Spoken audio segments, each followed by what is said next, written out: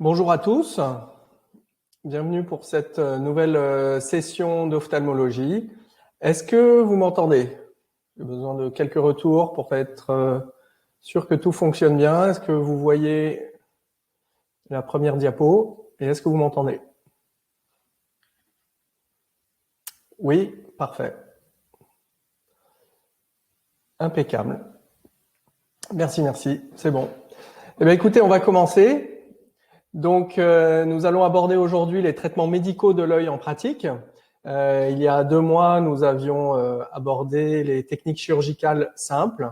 Et donc, il me semblait nécessaire d'aborder aujourd'hui les traitements médicaux, sachant que on pourrait en parler pendant des jours et des jours. Donc, on va essayer d'aller à l'essentiel. On va essayer d'aborder un petit peu tous les traitements qu'on voit, qu'on est amené à pratiquer tous les jours. Mais forcément, je vais pas tout aborder. On pourra aussi, je pourrais répondre à certaines questions.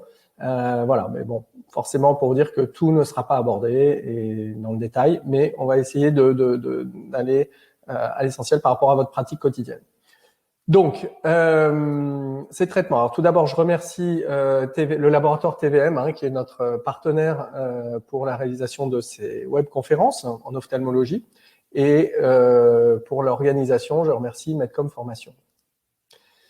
Tout d'abord, les différentes voies d'administration que l'on a à disposition. On a plusieurs voies d'administration en ophtalmologie.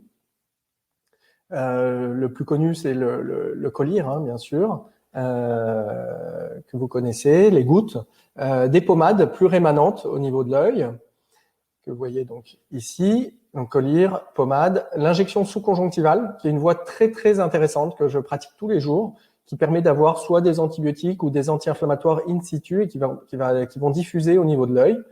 L'injection intracamérale que vous avez ici, donc c'est l'injection à l'intérieur de la chambre antérieure, que l'on pratique peu finalement. L'injection rétrobulbaire, donc c'est une injection dans l'orbite, en région orbitaire derrière l'œil, qui permet d'injecter souvent des antibiotiques ou même des anti-inflammatoires. On la pratique relativement peu aussi.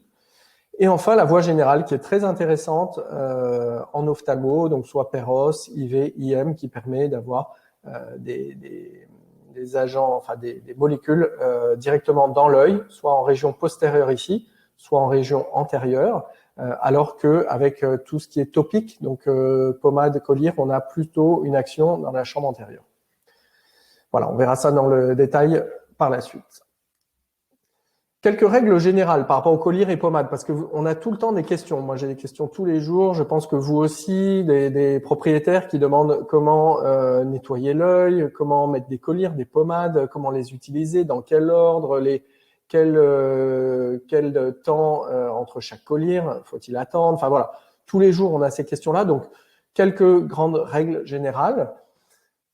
Toujours noter sur l'ordonnance qu'il faut nettoyer l'œil avant d'instiller, donc on nettoie toujours avant, en premier. Ensuite, la fréquence des collyres, en moyenne, c'est 3 fois par jour. On peut monter à 5 fois par jour pour certains produits comme des larmes ou des antiviraux, par exemple, mais en moyenne, 3 fois par jour.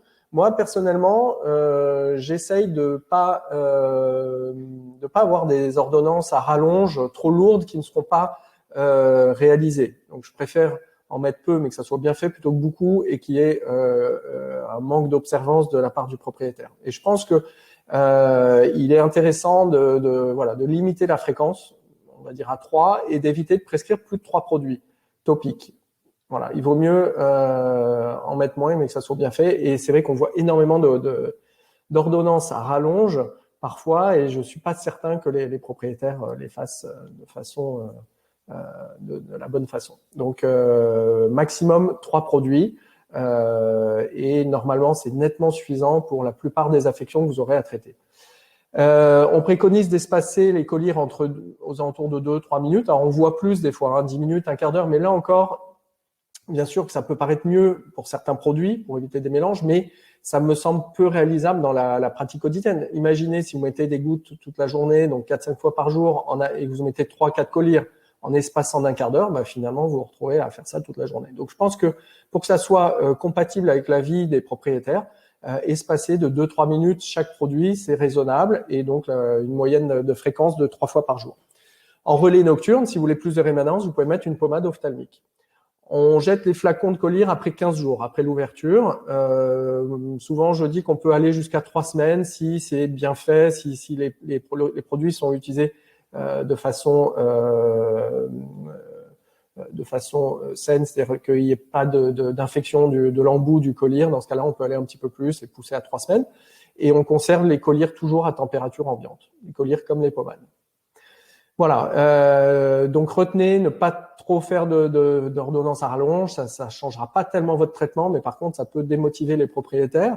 Et alors une petite anecdote, par exemple, moi j'ai eu une dame, une propriétaire qui était enceinte de 7-8 mois, donc qui était déjà fatiguée, et qui était avec une ordonnance où il était noté de mettre des collyres toutes les heures. Et je vous assure que la dame mettait son réveil toutes les nuits depuis plusieurs jours. Toutes les heures, pour se réveiller, elle mettait, et elle était arrivée avec des cernes énormes, complètement exténuées, parce qu'elle se réveillait toutes les heures depuis une semaine. Voilà. Donc attention à ce type de prescription, parce qu'il y a certains propriétaires qui veulent bien faire les choses, et des fois un peu au dépend de leur santé. Ensuite, par rapport à ces règles, donc on a donc vu ces différentes règles d'utilisation des produits topiques. Ensuite, l'injection sous-conjonctivale qui est très utile en ophtalmologie, car elle nous permet d'avoir une action à long terme, par exemple pour des anti-inflammatoires retard, et une action directement in situ, c'est-à-dire que le produit va diffuser au contact de l'œil. Donc on injecte principalement des corticoïdes. Personnellement, j'injecte le Vétacortil, donc qui a une durée d'action en local de plusieurs semaines, donc c'est vraiment intéressant. Ça va diffuser pendant plusieurs semaines au contact de l'œil, et des antibiotiques avec principalement la tobramycine lors d'ulcères par exemple, que j'injecte donc sous la conjonctive. Là, vous avez une photo qui vous permet de voir où on injecte, donc une petite pince ou pas. Des fois, moi j'utilise juste sous anesthésie locale avec de la sébésine. Sans pince. Alors, il faut bien sûr bien tenir la tête, il faut faire attention, il faut que votre main bouge en même temps que la tête si la tête bouge, et vous pouvez injecter sous la conjonctive. Voilà. Au début, je pense que c'est préférable de tranquilliser ou d'anesthésier et d'utiliser une petite pince pour maintenir la conjonctive et être sûr d'injecter sous la conjonctive. Voilà. Donc les doses. Dose de corticoïdes Vétacortil, moi j'injecte entre 0,05 pour des petits animaux ou des vieux animaux à 0,3 ml de Vétacortil pour des gros animaux. Pour ce qui est de l'antibiotique tobramycine, je prends un flacon de Tobrex collyre et j'injecte directement. Donc, je prélève ce collyre et j'injecte entre 0,1 et 0,3 ml sous la conjonctive. Pardon. Les bléphaриtes, donc les inflammations des paupières. On a soit des dermites ou pyodermites. Donc là, finalement, ça rejoint la dermatologie. On est sur des infections cutanées, donc c'est de la dermato. Plus en lien avec l'ophtalmologie, les mébomites ou chalazions, donc ce sont des inflammations et des infections du bord libre de la paupière, et en particulier des glandes de mébomus que vous voyez ici, qui sont tout le long du bord libre et qui peuvent s'infecter. Lorsqu'elles s'infectent ou qu'elles sont inflammées, on parle de mébomites, et lorsque ça s'enkyste, on parle de chalazion. Donc là, le traitement est un petit peu plus compliqué, un peu plus long. Le traitement de ces dermites et pyodermites, donc là, une petite recette. Vous appliquez une pommade antibiotique, plutôt que le collyre, bien sûr, sur les pommades, 3 fois par jour. Donc, on a plusieurs pommades à disposition. Néomycine polymyxine B, c'est le Maxidrol en pommade. Framicétine, donc c'est le Fradexam, avec une association corticoïde. Et chloramphénicol, Ophthalon, tétracycline, c'est l'ophthocycline. Éventuellement, dans les cas les plus graves, un antibiotique par voie générale pour traiter lors de pyodermite. Donc, lorsque vous avez une blépharite infectieuse avec céphalosporine ou tétracycline, et attention bien sûr aux antibiotiques critiques, et traiter la cause de cette dermite, parce que c'est une dermite, donc atopie, allergie, parasito, faire des recherches dermato. Lors de mébomites ou chalazions, donc lors d'infections de kystes de ces glandes de mébomus, donc là, on est plus sur de l'ophtalmo, comme je vous disais, avec une recette que je vous conseille, c'est la mise en place de compresses humides et chaudes par le propriétaire 2 fois par jour sur les paupières. Ça va aider à vidanger ces glandes. Tétracycline en pommade, 3 fois par jour pendant 1 mois. Les tétracyclines pénètrent très bien dans ces glandes, donc c'est vraiment intéressant. et éventuellement associer un corticoïde avec cette tétracycline. Donc on a soit l'oftocycline qui a une MM vétérinaire hein, qui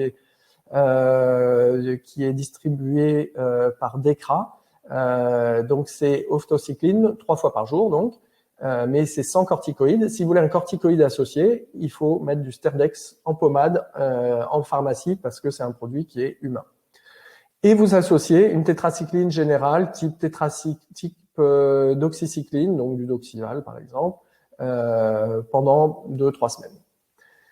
Voilà, normalement, vous allez pouvoir avec ce traitement-là traiter des mébomites qui traînent. Hein. C'est des cas qui peuvent traîner si vous mettez juste du Fradexam Collir que vous traitez pendant 15 jours. Souvent, c'est des cas que je vois en deuxième intention parce que le traitement n'a pas été suffisamment long et puis suffisamment focalisé comme celui que je vous ai montré ici. Lorsque les glandes s'enquistent, donc on parle de chalazion, dans ce cas-là, il faut parfois faire un curetage de ces chalazions, donc un curetage chirurgical pour éliminer tout le contenu du kyste. La conjonctivite banale du chien. Bon, c'est vraiment le cas le plus classique. Des petites astuces, toujours bien dire aux propriétaires de nettoyer l'œil. Vous faites-le bien aussi en flushant bien avec un nettoyant pour bien éliminer les poussières, le sable, les corps étrangers.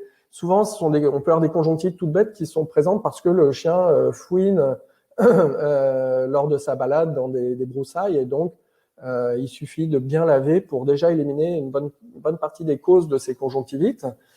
Ensuite, on n'est pas obligé de se jeter sur des antibiotiques. Hein. Il est préférable d'utiliser des antiseptiques en première intention, comme l'alarme Collir par exemple, qui est un collier antiseptique qui est présent, que vous pouvez avoir donc en vétérinaire. C'est un produit vétérinaire.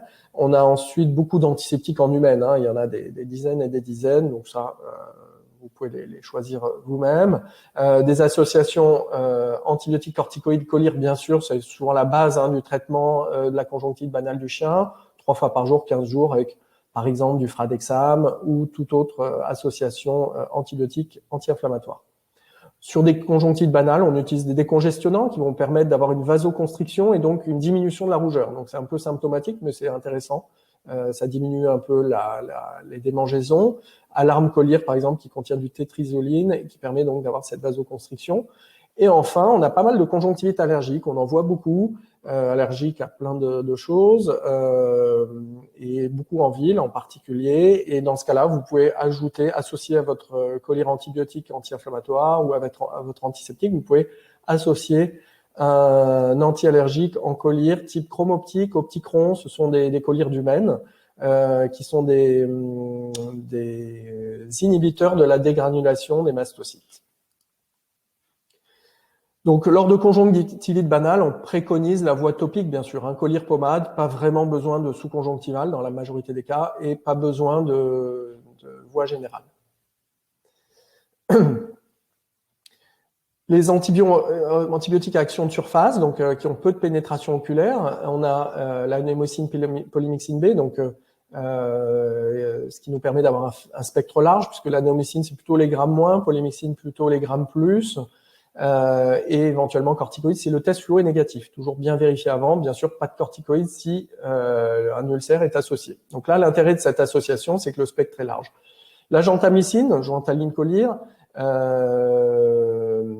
et aussi Soligental en vétérinaire de chez Virbac, gentamicine qui est actif contre les grammes moins, mais qui a un spectre relativement large. Les tétracyclines chez le chat, plutôt des tétracyclines plutôt que les autres qui sont plutôt prescrits chez le chien. Pourquoi les tétracyclines? Car chez le chat, on a beaucoup de conjonctivites secondaires à des chlamydiés, des mycoplasmes, des salmonelles, et donc les tétracyclines sont actives sur ces germes-là. Donc on utilise les tétracyclines en topique, plus ou moins voie générale sur certains cas.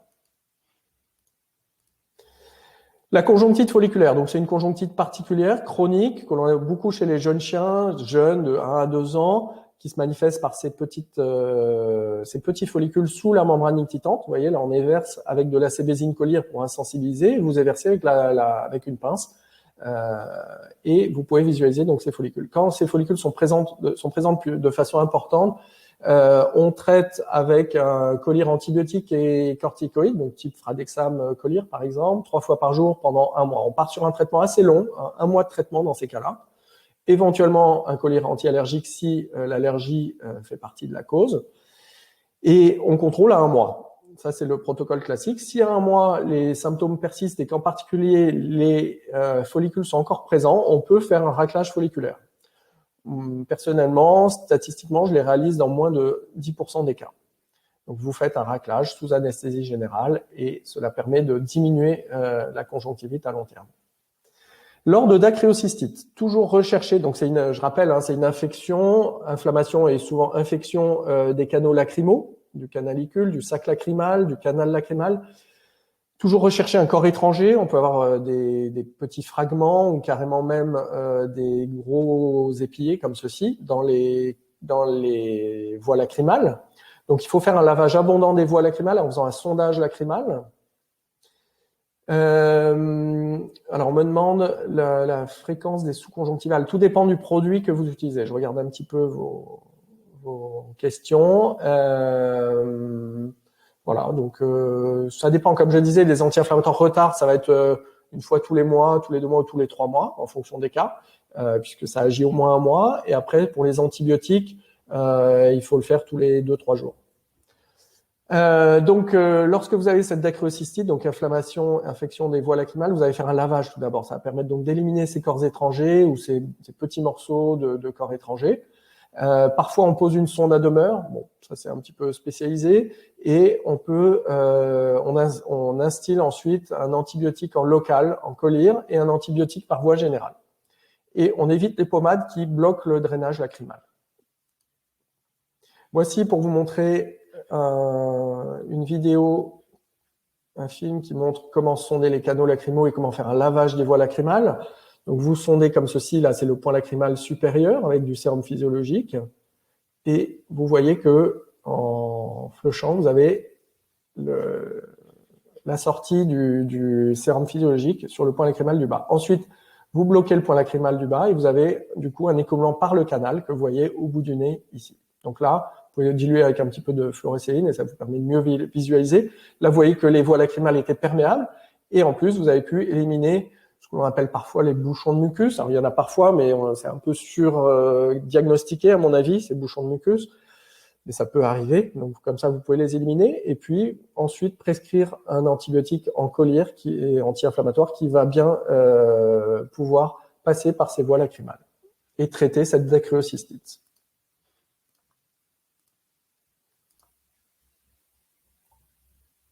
Alors, la KCS, kératoconjonctivite sèche, bon, un grand classique de l'ophtalmologie, l'œil sec. Vous avez ici un œil très très sec, avec une surinfection bactérienne, une pigmentation de la cornée. On voit du mucopus. Donc, première chose à faire, à prescrire lors de KCS sur votre ordonnance, c'est le nettoyage avec une solution nettoyante. Alors, souvent, on nous dit quelle solution. Alors, on a des solutions antiseptiques vétérinaires, vous les connaissez, c'est la solution de chez Virbac ou celle de TVM, qui est l'Ocril, qui sont très bien parce qu'adaptées au pH des larmes du chien et du chat. Donc, nettoyage 2 à 3 fois, 1 fois, 2 fois, 3 fois en fonction des saletés. Moi, souvent, je dis aux propriétaires, tant que c'est sale, vous nettoyez. Et si c'est propre, c'est plus la peine de nettoyer, voilà, parce que des fois, ils veulent nettoyer tous les jours, c'est pas forcément la peine. Donc, première étape, le nettoyage par le propriétaire. S'ils n'ont pas à disposition de nettoyant, éventuellement du dacryosérum en pharmacie qui contient des antiseptiques, mais qui sont plus, qui est un nettoyant adapté à l'homme, donc adapté au pH des larmes, qui est pas le même que le pH du chien, donc un petit peu moins adapté. Mais bon, à défaut, cela peut faire l'affaire. Et si vraiment il n'y a aucune solution antiseptique, du sérum physiologique. Voilà, tout dépend de ce qu'a votre propriétaire à disposition, mais plutôt une solution vétérinaire type Ocril ou le nettoyant de Virbac. La cyclosporine A, donc c'est l'Optimune pommade que vous connaissez bien, qui est le traitement de référence de la KCS. On applique un petit grain de riz matin et soir, pas plus, un grain de riz matin et soir pendant 6 semaines. Donc tous les jours pendant 6 semaines. dans le cul-de-sac conjonctival inférieur, et cela va permettre d'agir sur la glande lacrymale pour qu'elle retrouve sa fonction suite à une atteinte auto-immune. Vous savez que la cassette, dans la majorité des cas, est d'origine auto-immune, et la cyclosporine A est un immunomodulateur qui va donc agir sur la cause. Un antibiotique en collyre, donc là, antibiotique classique, tévémixine, ophtalon ou autre, 3 fois par jour pendant 1 mois. On part sur 1 mois de traitement pour traiter cette infection. Des larmes artificielles pour compenser le manque de larmes, au moins au début, tant qu'on a un test de Schirmer bas. Donc là, vous avez beaucoup de larmes à disposition, Viscal, Ocrigel, Vismed en humaine, 3 fois par jour pendant 6 semaines. Donc on part sur 6 semaines de traitement qui est le temps nécessaire pour que on juge de l'efficacité de la cyclosporine en local, donc de l'Optimune. On part sur 6 semaines. Ensuite, vous refaites votre test de Schirmer, soit il est normal, dans ce cas-là, ça veut dire que l'Optimune fonctionne bien. Alors on me demande, je m'arrête, désolé, mais je pense que c'est intéressant aussi de voir un peu les questions posées. Peut-on utiliser l'Optimune chez l'homme? Non, c'est une MM vétérinaire, surtout ne l'utilisez pas chez l'homme. Il y a de la cyclosporine qui a été développée chez l'homme, donc là, vous utilisez ce produit-là, mais pas l'Optimune, qui n'a pas d'AMM chez l'homme, attention. Peut-on nettoyer avec du sérum physiologique? J'ai répondu oui, à défaut de nettoyant oculaire spécifique. L'Optimune, sur une question intéressante, l'Optimune sur une cornée encore ulcérée, fluo+, est-ce possible? C'est une bonne question. Au début, on pensait que l'Optimune, la cyclosporine, pouvait retarder les ulcères, mais ça n'a pas été vraiment démontré. Donc, en général, je traite d'abord l'ulcère je fais un traitement. Si vous avez une KCS avec un ulcère, vous traitez l'ulcère pendant 1 semaine, en traitant aussi la KCS avec des larmes artificielles et en antibiotiques. Et je mets quand même, par précaution, en suspens pendant 1 semaine ou 2 l'Optimune. On va dire que le traitement d'urgence, c'est l'ulcère, et que le traitement chronique à long terme, moyen terme et long terme sera l'Optimune que vous mettez en place dans un second temps. Voilà, c'est quand même préférable.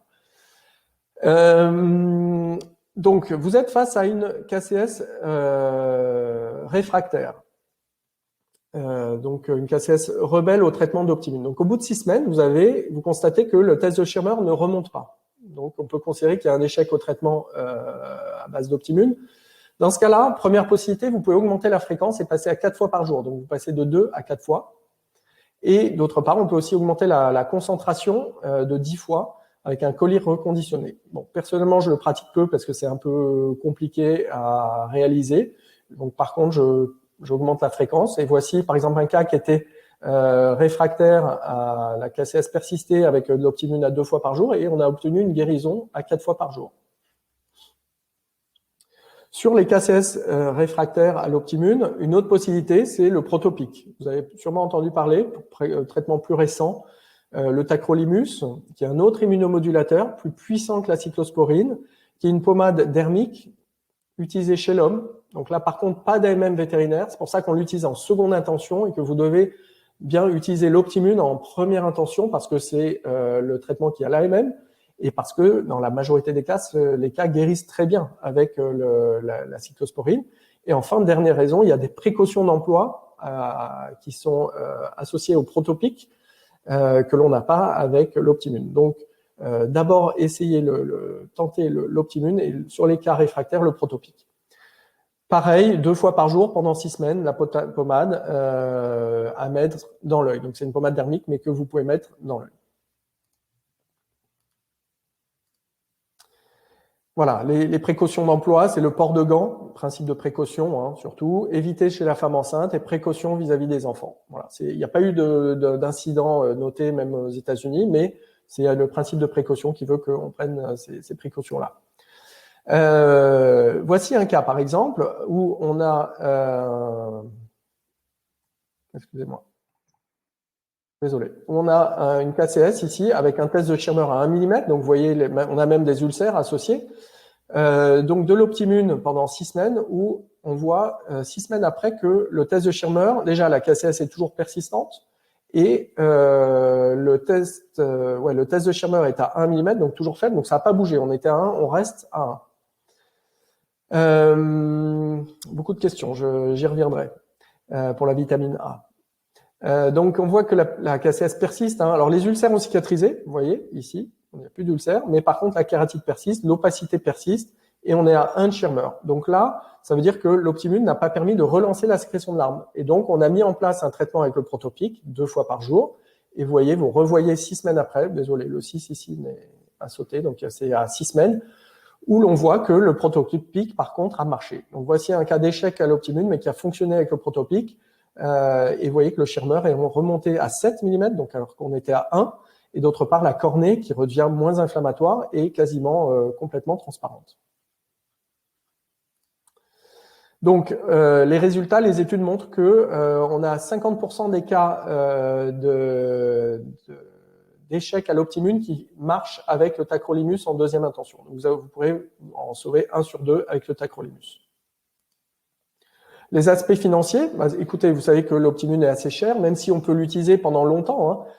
Moi, je dis toujours à mes clients qu'il faut vraiment mettre un grain de riz de pommade, pas plus, et que ils peuvent tenir au moins 2 mois. Ce qui ramené au coût journalier n'est pas si important que ça.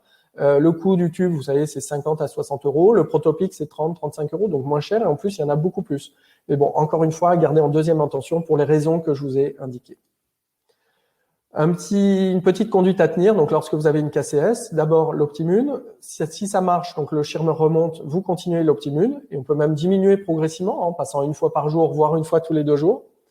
Si le Schirmer n'évolue pas, ne monte pas ou baisse, dans ce cas-là, on peut augmenter la fréquence en passant à 4 fois d'Optimune ou passer au tacrolimus. Si le tacrolimus fonctionne, ben vous continuez avec le tacrolimus. Si le tacrolimus ne marche pas, dans ce cas-là, les dernières options, c'est soit rester sur du traitement symptomatique avec des larmes artificielles, soit le canal de Sténon, qui est une chirurgie qui marche très bien, qui permet d'exploiter la sécrétion d'une glande salivaire.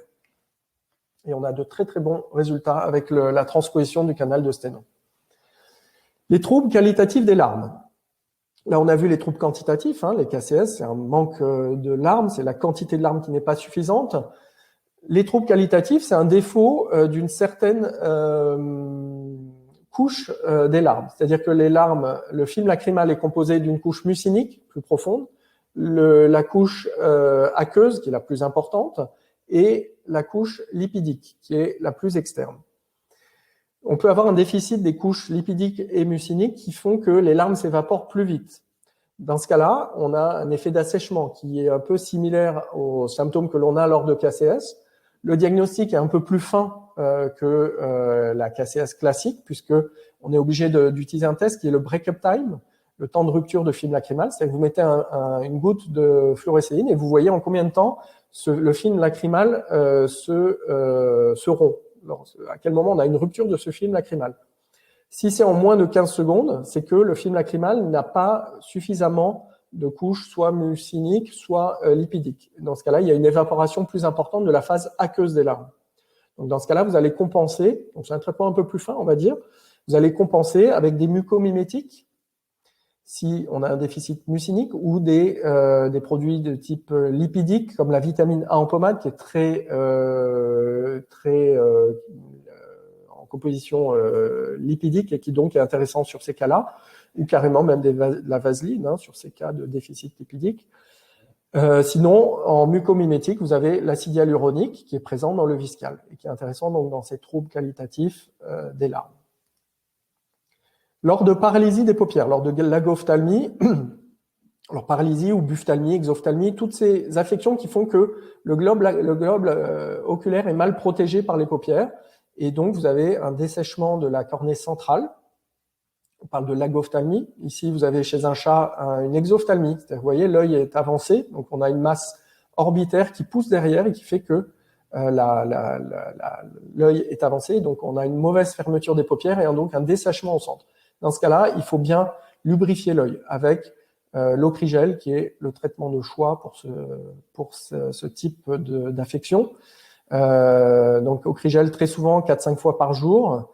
Et lorsque vous pratiquez une anesthésie générale aussi, vous pouvez avoir un défaut de fermeture des paupières. Et c'est pour ça que lors de toute anesthésie générale, il est intéressant et même très conseillé de mettre cet Okrigel, ces Carmomères, hein, on a d'autres produits, hein, plutôt en humaine. En vétérinaire, on n'en a pas beaucoup, mais qui permettent de protéger l'œil. Voilà, j'insiste là-dessus. Lorsque vous anesthésiez, pensez à protéger les cornées des animaux que vous anesthésiez. Les différents substituts de larmes, donc on a ces carbomères, l'ocrigel, l'acide hyaluronique présent dans le Viscal, l'acide hyaluronique qui est associé à la vitamine B12, c'est le 12 Choline, donc intéressant pour ses qualités de larmes artificielles, mais aussi comme ce produit contient de la vitamine B12, qui est un produit intéressant lors de la cicatrisation des ulcères, on le prescrit lors d'ulcères associés. La vitamine A en pommade, comme on a vu, qui est très intéressante. On me posait la question, ça faisait partie des questions, donc tant mieux, là j'y réponds. La vitamine A en pommade, qui est très intéressante en ophtalmologie. Ça c'est connu depuis longtemps. On sait que d'où la légende de manger des carottes pour améliorer la vision. C'est un petit peu ça. La vitamine A en ophtalmo est vraiment intéressante, et en particulier lors de sécheresse lacrymale, elle a un rôle intéressant. Et on a cette vitamine A qui existe en pommade, donc qui est très rémanente, qui va en plus avoir cet effet pommade lubrifiant de la cornée. Donc, intéressant lors de sécheresse chez le chien ou chez le chat.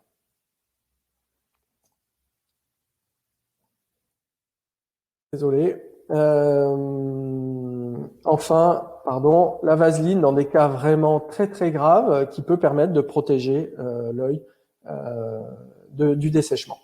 Les autres indications de la cyclosporine A, c'est toutes les affections inflammatoires dysimmunitaires de l'œil. Il y en a beaucoup. La kératite superficielle chronique du berger allemand, qui est dysimmunitaire, l'infiltration lymphoplasmocytaire de la membrane nititante, la kératite ponctuée du teckel, qui se manifeste par des ulcères cornéens. Alors, on me demande le break-up time. Bon, ça j'ai expliqué, c'est un temps de rupture. Désolé, je coupe un peu pour voir les questions. Le traitement de la KCS d'origine neurologique, c'est le même traitement que la KCS classique, et par contre en essayant de traiter la cause de votre affection neurologique pour avoir une relance de la sécrétion de larmes au niveau de la glande. On me demande quid du 12, là je crois que j'en ai parlé suffisamment. Donc je pense que c'était une question qui est venue avant que je l'aborde. La kératite ponctuée du teckel, qui est donc une kératite dysimmunitaire avec des ulcères associés. Kératite métaherpétique chez le chat, qui est post-herpétique. La blépharite auto-immune du canthus médial et la prévention des rejets de greffe cornéenne. Voici une kératite superficielle chronique du berger allemand avec une inflammation de la cornée, une pigmentation très classique dans cette maladie, une pigmentation qui peut être totale. Donc, on met en place de l'Optimune, cyclosporine, et on contrôle après quelques mois. On peut faire des injections sous-conjonctivales d'anti-inflammatoires, donc du Vétacortil par exemple, qui est très intéressant aussi dans cette affection-là. Et vous voyez ici, à 2 mois, vous voyez qu'ici, l'inflammation a bien diminué. On retrouve une transparence de la cornée qu'on n'avait pas ici, mais par contre, on a encore de la pigmentation qui persiste. Ce qu'il faut savoir, c'est que l'Optimune agit, la cyclosporine agit sur ces pigmentations. C'est-à-dire que si vous continuez au-delà de 2 mois, vous avez de grandes chances d'avoir une diminution de cette pigmentation. Voici justement un chien qui avait une pigmentation ici, un berger allemand, avec une pigmentation temporale. Et vous voyez que avec plusieurs mois d'Optimune, vous avez une diminution de cette pigmentation mélanique. Et ça, c'est la cyclosporine, l'Optimune est un des seuls produits qui permet d'avoir un retour arrière, d'avoir une diminution de cette pigmentation.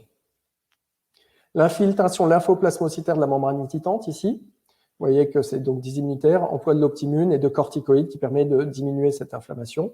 Les blépharites auto-immunes, kératite ponctuée du teckel, c'est très rare.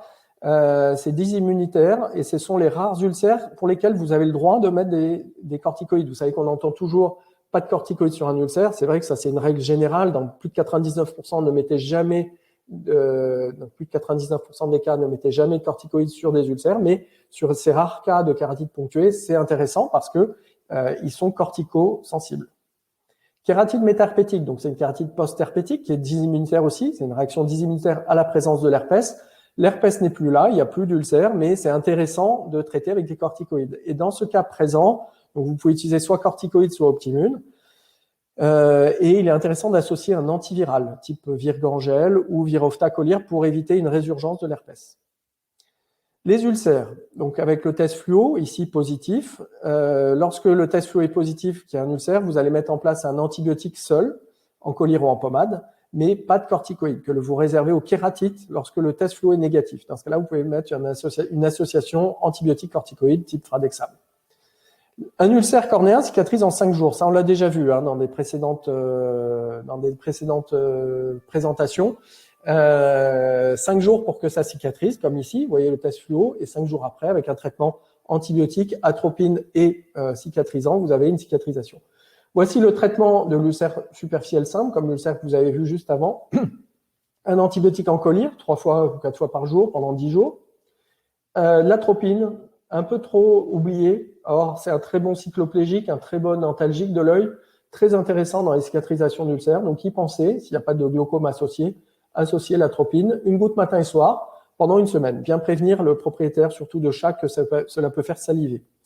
Le NAC collyre, qui est un anticollagénase, donc intéressant pour les ulcères qui peuvent être à collagénase. Le 12, qui contient de la vitamine B12, on l'a vu, donc cicatrisant lors d'ulcères. Et le Viscal, qui est intéressant pour protéger et qui favorise, qui est un lubrifiant intéressant lors d'ulcères cornéens. Les ulcères surinfectés, c'est souvent des surinfections à pseudomonas qui sont très graves, avec des ulcères à collagénase comme ici, qui peuvent aller en profondeur et qui peuvent perforer. Dans ce cas-là, pensez à la gentamicine, la tobramycine, qui sont les meilleurs antibiotiques actifs sur les ulcères à pseudomonas, surtout la tobramycine, qui est 7 fois plus puissante que la gentamicine sur les pseudomonas, qui est l'antibiotique de choix.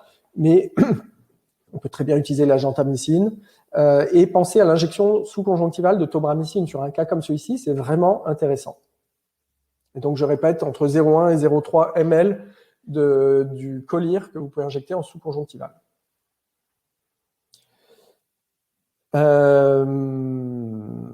Les questions, je regarde. Quelle différence entre le Viscal et le NAC collyre? Alors, le NAC collyre, c'est de l'acétylcystéine, donc N-acétylcystéine, donc c'est un anticollagénase. On l'utilise un peu trop comme cicatrisant. Or, il faut le prendre pour ce qu'il est, c'est un anticollagénase, et vous avez d'autres cicatrisants, comme le 12. Le Viscal, par contre, c'est de l'acide hyaluronique, donc c'est plus, on l'utilise plutôt comme des larmes artificielles, comme un protecteur, un lubrifiant. Donc, ce sont deux choses différentes. Même si le Viscal, vous pouvez l'utiliser lors d'ulcères. Mais plutôt utiliser le 12 qui contient la même chose, c'est l'acide hyaluronique, mais avec en plus de la vitamine B12. Donc, lors le traitement médical de ces ulcères surinfectés, souvent à pseudomonas, c'est l'antibiotique collyre, atropine, anticollagénase. Et il peut être intéressant, donc ça c'est le traitement de base de l'ulcère, mais il peut être intéressant d'associer du sérum autologue, l'injection sous-conjonctivale, on l'a vu, et des antibiotiques renforcés plus concentrés, et à suivre de près. Le traitement chirurgical, on l'avait déjà vu, avec les greffes de conjonctive sur ces ulcères graves, c'est une bonne indication, et ça permet de sauver beaucoup d'œils, comme cet œil ici, où la greffe a été mise en place, et vous voyez ici, après retrait de cette greffe. Ceci pour montrer que ça peut être des grosses urgences, avec un ulcère qui peut s'aggraver comme ceci en quelques heures, lorsque le pseudomonas est présent. Voilà, en 24 heures, ce qu'on a obtenu, vous voyez, cet ulcère à collagénase, très grave. Brûlure chimique, donc on l'avait déjà vu, projection de shampoing par exemple, très classique, qui va vous brûler la cornée. Dans ce cas-là, vous voyez la fluo plus qui épouse la fente palpébrale, donc c'est assez classique avec cette forme en amande, bien rincée. Le traitement numéro 1, c'est rincer, rincer, rincer pour éliminer au maximum les produits chimiques, soit des bases, soit des acides. Et ensuite, vous mettez en place un traitement classique d'ulcère. Et voici l'œil après quelques jours. L'ulcère herpétique du chat, un grand classique, on en a énormément. On voit que c'est assez caractéristique, par exemple ici avec les dendrites, ulcère dendritique, mais ça peut être en carte de géographie. Le traitement, c'est antibiotique en collyre ou pommade, antiviral en collyre et antiviral par voie générale. L'antibiotique, bon ça on en a pas mal à disposition. Pensez à la tétracycline qui est intéressante chez le chat avec l'optocycline, un produit récent mis en place par Decra, qui est mis sur le marché depuis un an ou deux. L'antiviral, donc soit Virofta, soit Virgan, et l'antiviral de référence par voie générale, qui est l'Oravir, le Famciclovir, un comprimé matin et soir pour un chat de 4 kg. Mais et toujours prévenir que le traitement est un peu long. On part sur 3 semaines pour la voie générale et 1 mois de traitement local. Voici, avec ce type de traitement, l'ulcère ponctué ici, un peu en carte de géographie. Et voilà, après 15 jours, vous avez une guérison complète de ces ulcères. Voici la même chose, mais avec une surinfection bactérienne. On voit que c'est beaucoup plus grave, avec une atteinte du stroma. Et voici après le traitement. Les ulcères lipidocalciques du chien âgé, on les voit beaucoup maintenant que les chiens vieillissent. C'est des chiens de 14, 15, 16 ans. C'est une dégénérescence de l'épithélium avec cet aspect un peu grillagé, blanc, qui s'explique par des dépôts lipidocalciques. Et des ulcères, vous voyez ici, on a comme des infractuosités, des ulcères superficiels. Et dans ce cas-là, la vitamine A est intéressante. Elle protège bien, vitamine A en pommade. Mais souvent, on est obligé d'opérer pour retirer cette zone calcifiée pour éviter la récidive d'ulcère. Les dégénérescences endothéliales de la cornée, donc c'est l'endothélium qui dégénère. Vous savez que cela crée des œdèmes cornéens qui peuvent être plus ou moins marqués, comme chez ce chien. Les produits que l'on met en place, ce sont des anti-œdémateux, des produits qui vont avoir pour but, qui sont souvent hyperosmotiques et qui ont pour but d'extraire l'œdème qui est présent dans la cornée. On utilise donc pour extraire cet œdème soit l'oftasiloxane en collyre, 4 fois par jour, mais qui est de moins en moins présent en pharmacie. Donc le collyre qu'il a plus ou moins remplacé, même si c'est pas la même composition, c'est l'ODM5 collyre, qui est un autre anti-œdémateux de la cornée, 4 fois par jour aussi, que vous mettez en place, donc soit oftasiloxane, soit ODM5, qui va permettre d'extraire cet œdème. Il n'y a pas de contre-indication, hein, on peut l'utiliser, c'est un petit peu comme des larmes artificielles, mais hyperosmolaires. Voici une paralysie palpébrale, la gophtalmie, vous voyez, la paupière est paralysée, les paupières sont paralysées. Dans ce cas-là, pensez à des lubrifiants type acide hyaluronique, donc Viscal ou Ocrigel. Lors de plaies cornéennes, donc vous allez mettre en place un traitement un peu comme l'ulcère, antibiotiques, atropine, et pensez aux AINS qui sont intéressants, donc Acular par exemple, Ocufène, 3 fois par jour, qui peuvent remplacer les corticoïdes si vous voulez ne pas entraver la cicatrisation de la plaie. C'est-à-dire qu'on a besoin d'un anti-inflammatoire. Là, par exemple, vous avez une uvite associée, vous voyez qu'il y a du sang à l'intérieur de l'œil, et donc il est intéressant de mettre en place un traitement anti-inflammatoire type AINS associé au collyre antibiotique. Parfois, on est obligé d'opérer, comme chez ce chien-là. Le glaucome, je vais passer vite parce qu'on l'a déjà vu il y a 1 mois et demi. Le traitement du glaucome aigu, Diamox, vous avez ici la dose, 10 mg par kilo en intraveineuse en une journée, hein, vous allez injecter, et vous allez perfuser du mannitol 1 à 2 grammes par kilo. Donc ça, c'est par voie générale. En local, on a des collyres qui marchent bien. Le latanoprost, qui est un inhibiteur qui est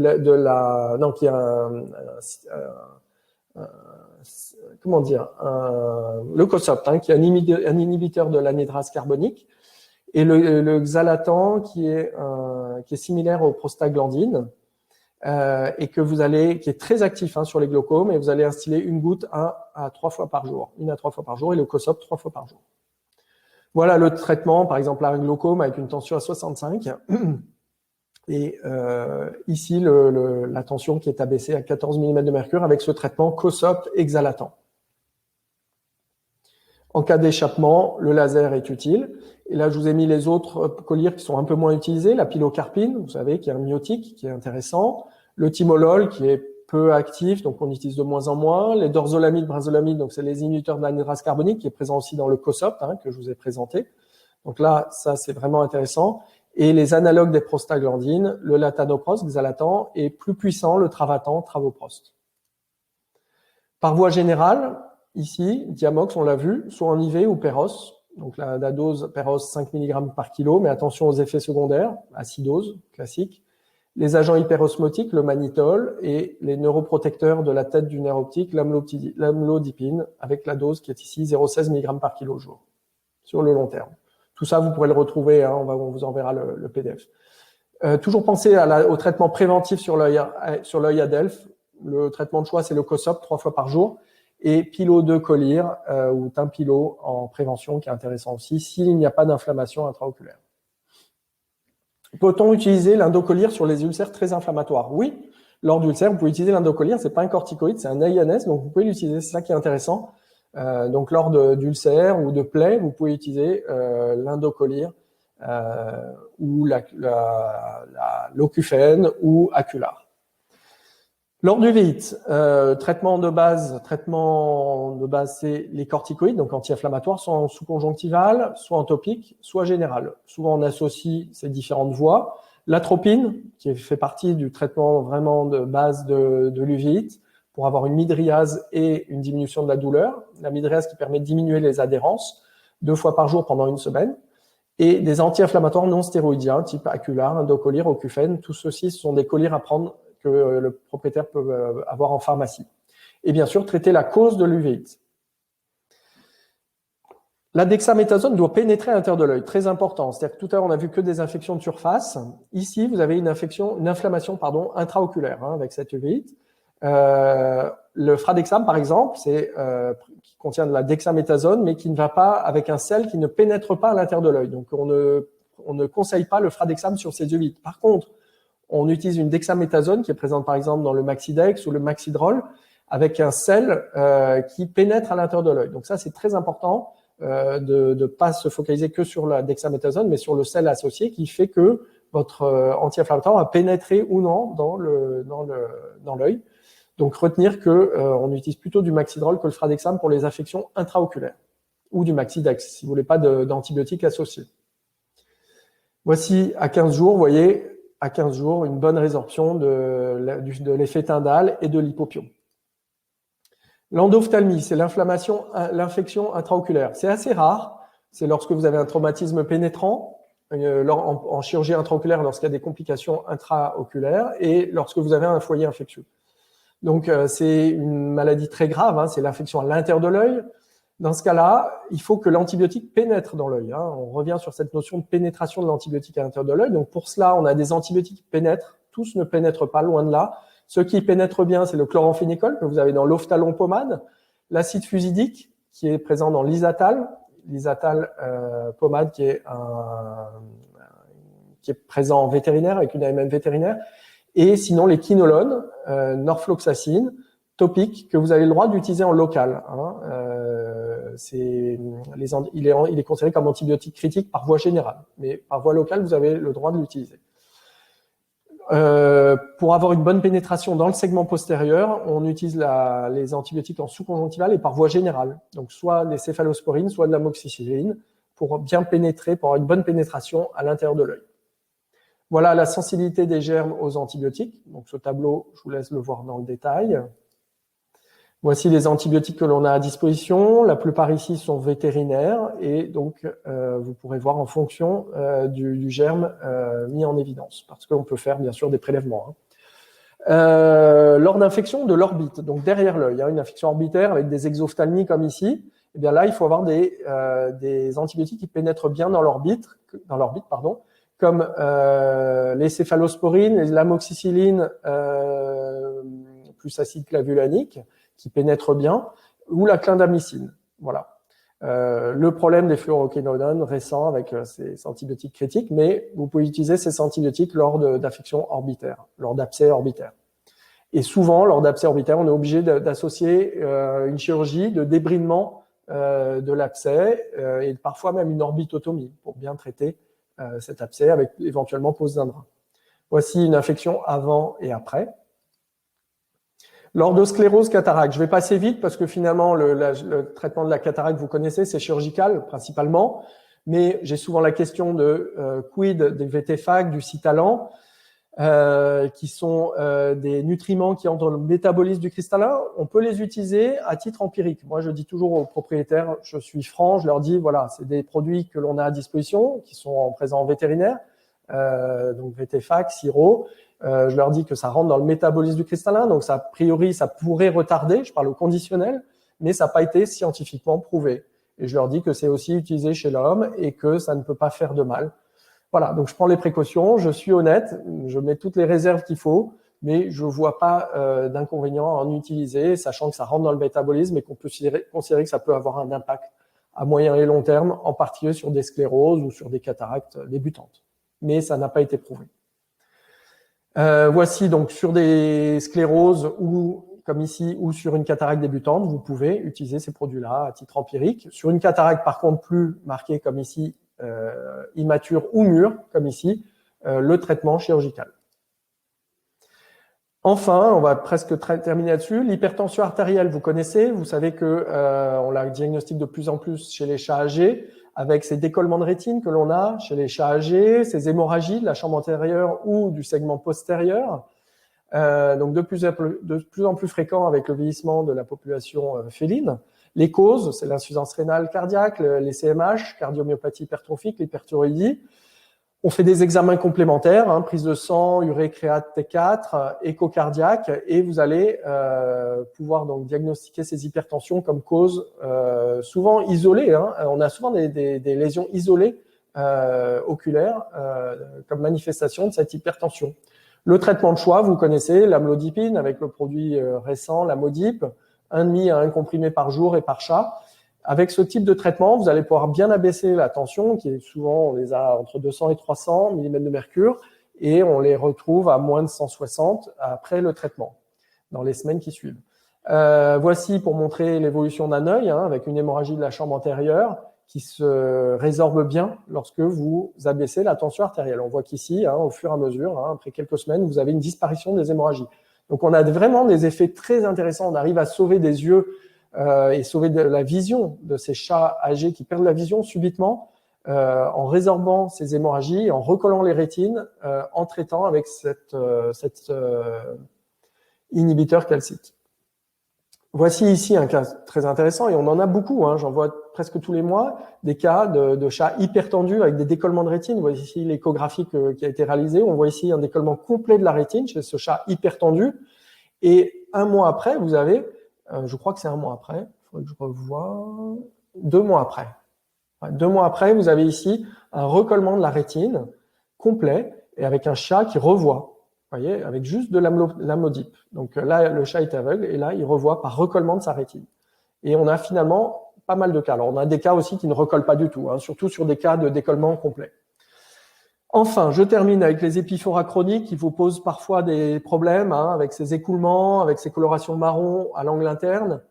Traitez la cause toujours, hein, lorsque vous avez des cils, des entropions, bien sûr, ça on l'a déjà vu hein, dans d'autres conférences, mais moi je voulais me focaliser sur ces épiphoras passifs, ces épiphoras chroniques que l'on a chez les chats persans ou chez ces chiens avec cet écoulement chronique, pour lesquels il n'y a pas toujours de cause mise en évidence, souvent c'est dû à une mauvaise conformation des canaux lacrymaux.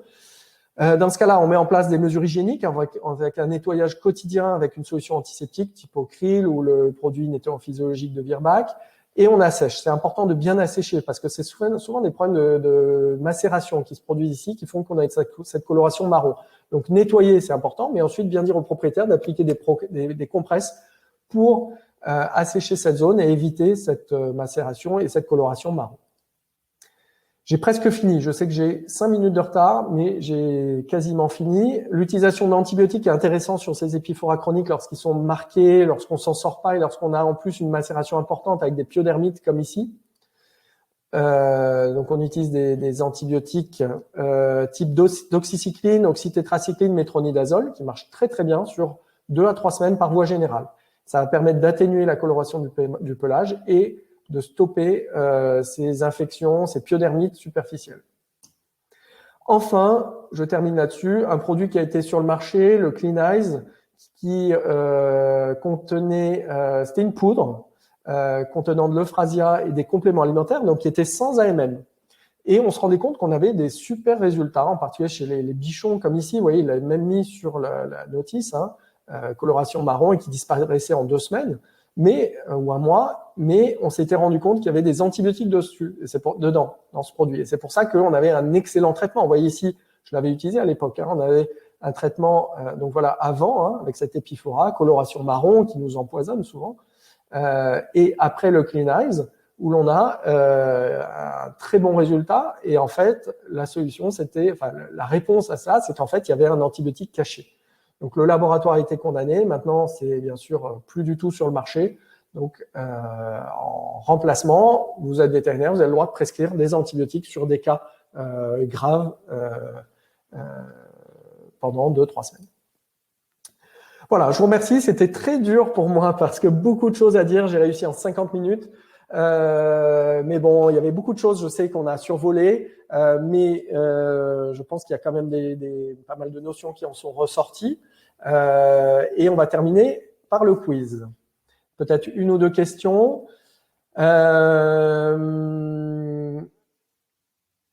Oravir, est-ce qu'on peut l'utiliser dans les uvéites à herpès en plus de la lysine? Alors, les uvéites à herpès, c'est extrêmement rare. Hein. On en voit très très peu. La lysine, je l'ai pas cité, mais c'est vrai que c'est un traitement d'appoint lors d'herpès chez le chat. On a 2-3 produits qui sont présents sur le marché vétérinaire et que vous pouvez utiliser.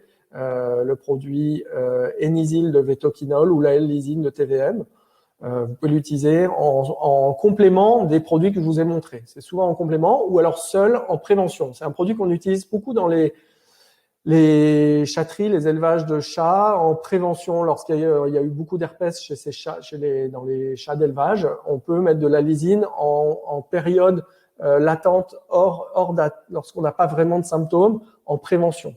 Dans ce cas-là, la lysine a montré une action intéressante, controversée suivant les études. Hein. C'est assez variable suivant les études pour la lysine. Beaucoup de questions et après on terminera par le quiz. On va faire le quiz et puis après je reprendrai vos questions. Merci de votre participation en tout cas. Hein. Vous avez été très nombreux, 1600 inscrits. Vraiment, on a battu un record et vous avez été 400 en ligne au même moment. Donc vraiment merci. Le quiz, est-ce que vous êtes prêts? Je vais vous montrer un cas. Comme on est dans les traitements, il va falloir me dire quel est le traitement de choix chez ce lapin qui présente une uvéite, voilà, avec une cataracte et un abcès intraoculaire. Donc, quel traitement mettre en place? Le traitement de la cause. Le traitement de la cause chez ce lapin.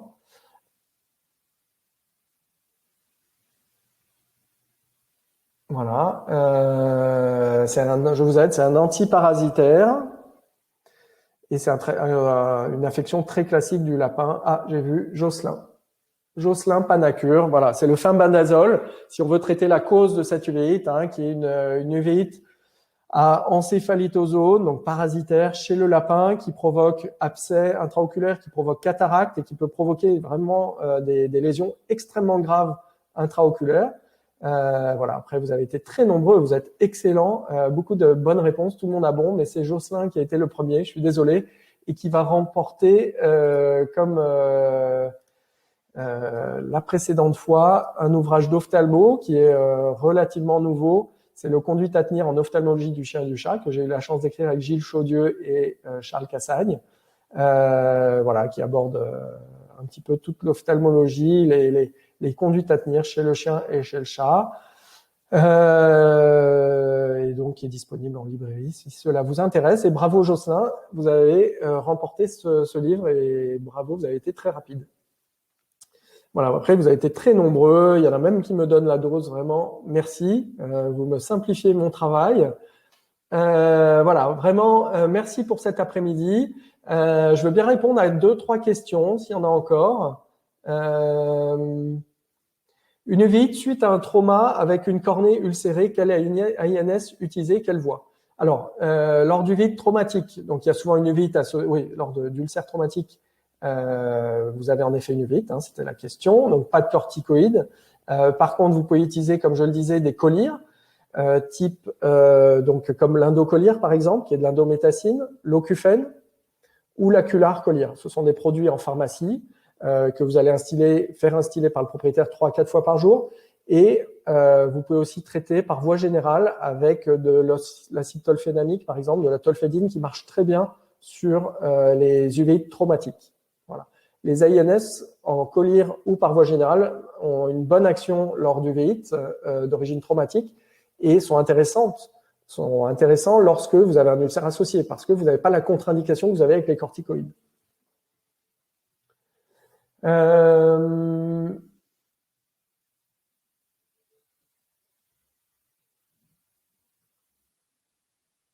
Je regarde. Traitement médical d'urgence avant la chirurgie pour un desmétocèle.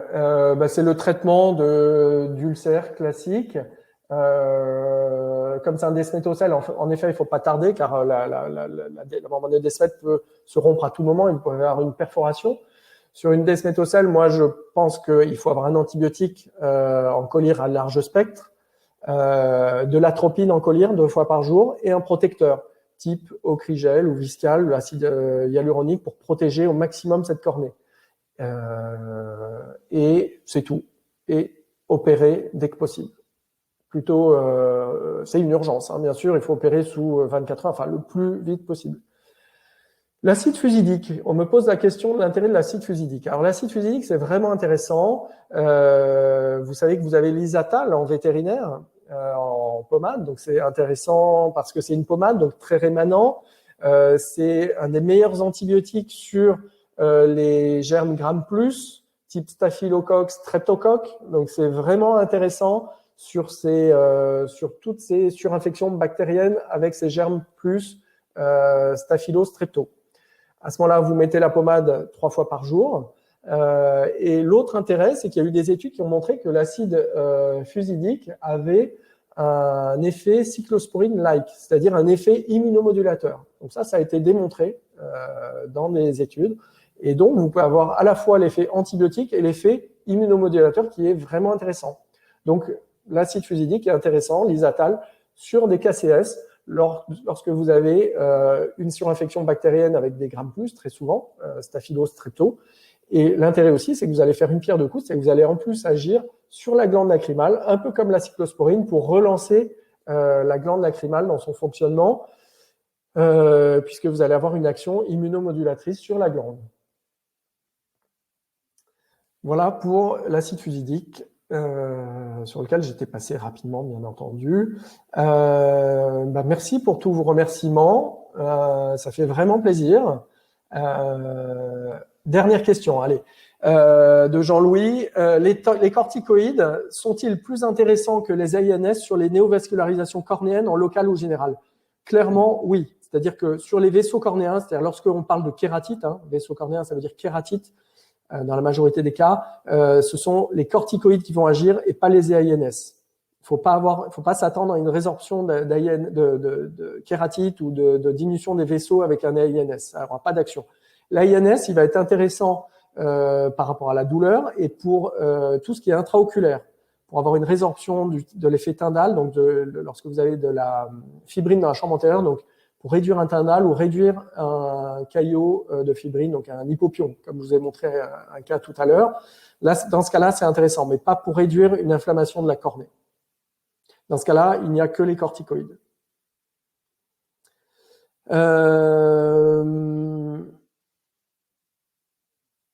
Alors, pas mal de questions sur le Cleraplic. C'est vrai que je ne l'ai pas cité. Le Cleraplic, qui est un collyre, à instiller tous les 3 jours.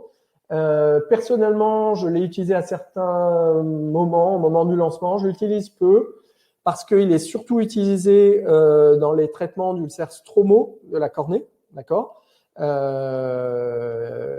a un effet dans la reconstruction du stroma, mais comme je l'ai dit, je suis obligé de faire des choix et il fait pas partie de ceux que je sélectionne dans les ulcères stromaux, mais il est indiqué, il peut être indiqué, et c'est un produit qui peut être intéressant. Mais je préfère axer sur les antibiotiques et sur l'atropine en collyre et sur la protection. Et la chirurgie est souvent indiquée dans les ulcères stromaux que j'ai dans mon activité spécialisée. Mais le Cleraplic est un produit intéressant. Lors de chémosis important chez le chaton, quel traitement mettre en place? Risque infectieux important en élevage. Alors, lorsque vous avez un chémosis important chez un chaton, souvent, donc c'est une conjonctivite qui est infectieuse, comme on l'a vu, souvent herpétique, mais qui peut être aussi liée à des chlamydia, des mycoplasmes. Donc, dans ce cas-là, votre question, c'est le traitement. Ça revient à la conjonctivite féline, Donc, les tétracyclines, les antibiotiques en local, l'ophtocycline, qui est intéressant dans ces cas-là, la tobramycine, et par voie générale, antibiotiques et antiviraux type Oravir, même chez un chaton avec des faibles doses, vous adaptez au poids. Voilà. Et si vous avez un chémosis et que vous pouvez pas voir la cornée, là, ça peut être embêtant, il faut essayer de le réduire. Dans ce cas-là, vous mettez des vasoconstricteurs type néocynéphrine, collyre pour diminuer pour obtenir une vasoconstriction et diminuer le chémosis. Les questions. Merci pour tous vos remerciements, c'est sympa. Teckel, allez, on finit là-dessus parce que on avait dit qu'on terminait. Teckel, distinction entre ulcère classique et ulcère dû à la l'ulcère ponctué du teckel? Bonne question. Déjà, pour vous compliquer la chose, les kératites du teckel, donc kératites ponctuées du teckel, donc qui sont des ulcères, hein, comme je l'ai dit, des immunitaires, ne sont pas présents que chez le teckel. C'est-à-dire que c'est majoritairement des teckels dans plus de 90% des cas, mais pas toujours. On peut avoir des caniches, des bichons, j'ai été amené à en avoir, et donc ils se traitent aussi avec des corticoïdes. Donc il n'y a pas que le teckel qui a ces ulcères du teckel. Comme d'ailleurs, on a vu les kératites du berger allemand, kératite superficielle chronique du berger allemand, qui ne sont pas présentes que chez le berger allemand. On peut les avoir chez d'autres bergers ou même toucher, on peut développer une kératite superficielle du berger allemand. Une kératite superficielle chronique dysimmunitaire. Donc, la question était comment différencier. Si vous avez un teckel, par exemple, qui a un ulcère classique ou alors un ulcère dysimmunitaire, la grande différence, elle est clinique déjà. C'est-à-dire que les ulcères du teckel d'origine dysimmunitaire sont ronds, ponctués. Vous en avez en général plusieurs, donc vous avez plusieurs petites taches, plusieurs petits points blancs. Ça, c'est vraiment la grande caractéristique. Or, il est très rare d'avoir des ulcères classiques qui sont multiples et ronds de cette façon-là. Donc, c'est cliniquement déjà que vous faites cette distinction. Si vous avez un ulcère classique, unique, un peu en forme de géographie, dans ce cas-là, si vous êtes face à un ulcère classique et pas cet ulcère dysimmunitaire.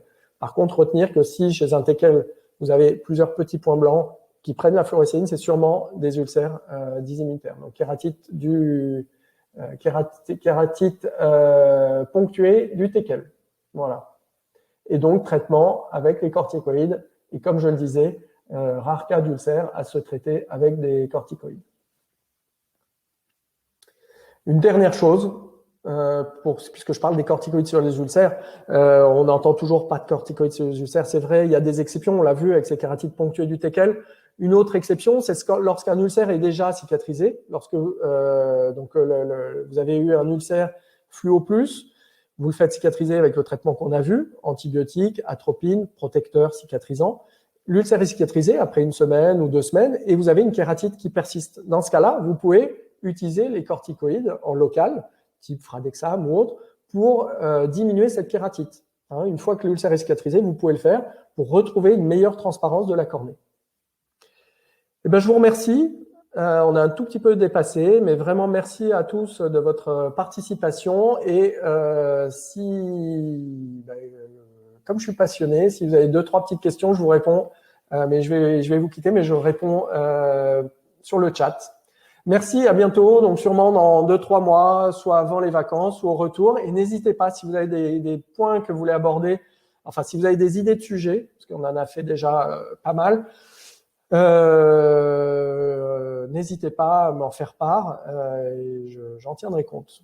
Ah, dernière question, allez. Dose Oravir chez le chaton, tout dépend du poids. Hein. J'ai dit que les comprimés font 1,5, c'est du 125 mg, hein, l'Oravir, 125 mg, d'accord? C'est du famciclovir. Et on donne un comprimé matin et soir pour un chat de 4 kg. Donc, chez un chaton, vous faites votre règle de 3. Si c'est un chaton de 1 kg, et vous faites un quart matin et soir. Merci Virginie, merci Christine, merci Benoît, merci à tous. À bientôt, bon après-midi. Au revoir.